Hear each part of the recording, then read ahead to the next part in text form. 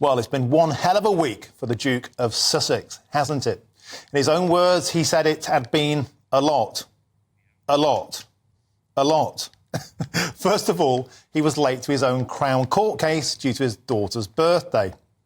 Then, a 2-day cross-examination in the witness box, making him the first senior royal to testify in court for 130 years. Harry is, of course, attempting to prove that reporters for the Daily Mirror publishers hacked his phone, amongst other alleged unlawful information gathering, which Mirror Group newspapers strenuously denies. He told the High Court hacking his phone was a risk worth the reward, but will his evidence be enough to convince the jury? Let's take a look.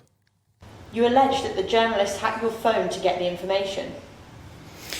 Either from herself, or she got someone else to do the dirty work for her. Which phone of yours would have been intercepted? I can't be sure. That's not an answer. The doctors, I'm not sure.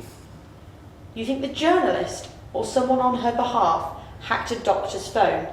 Are we not, Prince Harry, in the realms of total speculation?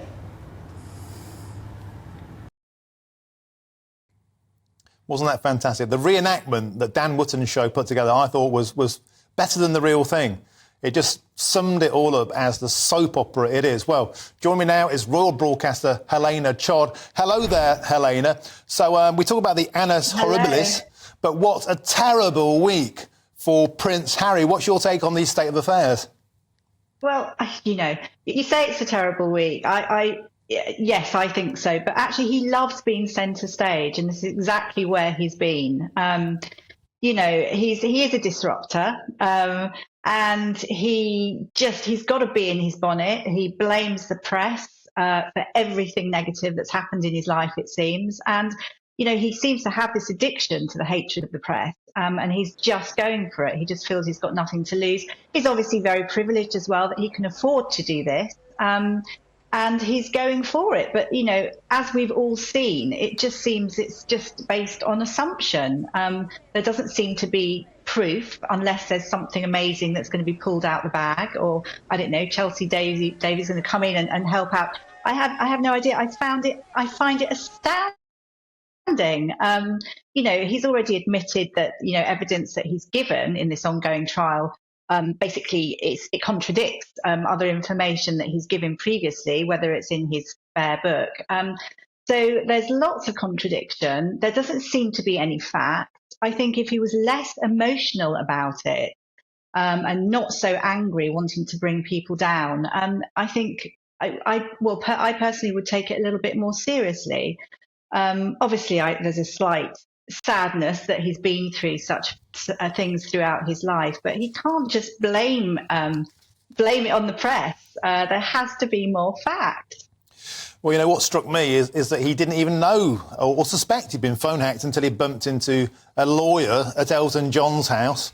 And then he decided that he probably had been, or at least it was worth looking into. Do you think he expected this to be like a cosy fireside chat with Oprah Winfrey and not like a QC who's going to basically tear his throat out?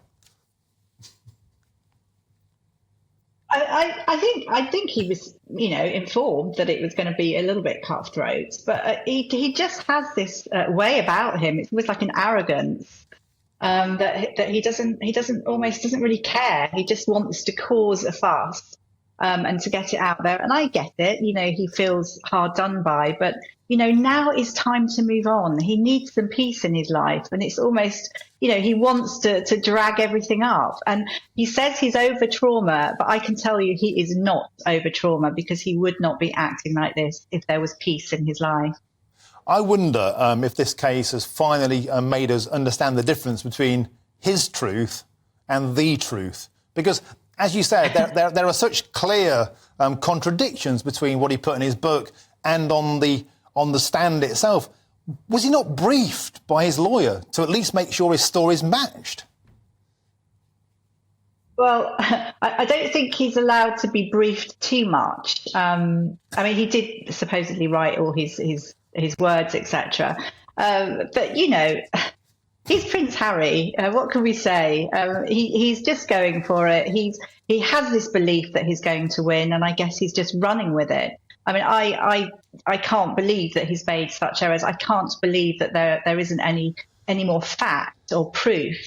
I'm just sort of wondering whether it's going to, are we going to be, well, am I going to be proved wrong? I don't know. But I think as it goes on, I mean, I think he's had a lucky escape, to be quite honest, because I find it astounding that actually he's been given so much airtime. And while there's been so much good going on in the world, as usual, Harry is centre stage, and that's where he loves to be. Yeah, well, he was a right royal embarrassment. At least now he's gone back to LA. Helena Chard, thank you for that input.